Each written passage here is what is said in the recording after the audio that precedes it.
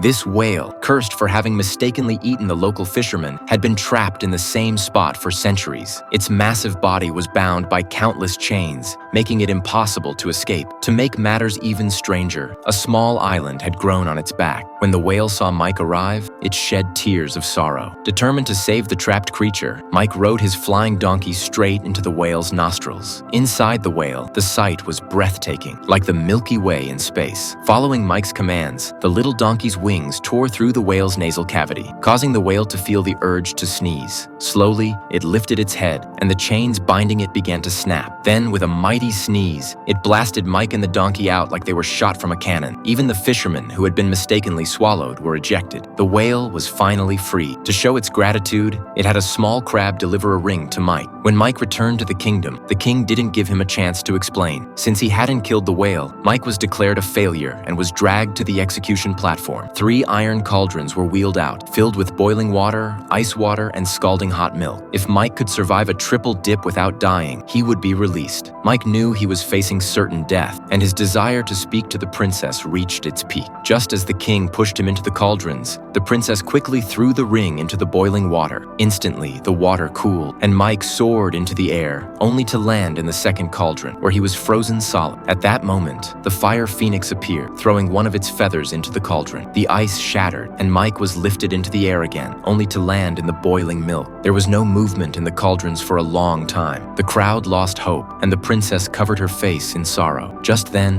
a streak of light appeared, and a dandelion floated down from the sky. Mike emerged unharmed, like a deity descending from the heavens, slowly flying toward the princess. It turned out that just moments before, the little donkey had run to the edge of the world and found this magical dandelion, capable of controlling life and death. The king, unwilling to accept this, declared, "If it works for him, it'll work for me." He jumped into the cauldron himself, only to be trapped in a bubble and carried away into the distance. In the end, Mike, with the people's support, became the new king alongside Snow White, living a life of happiness without shame or care.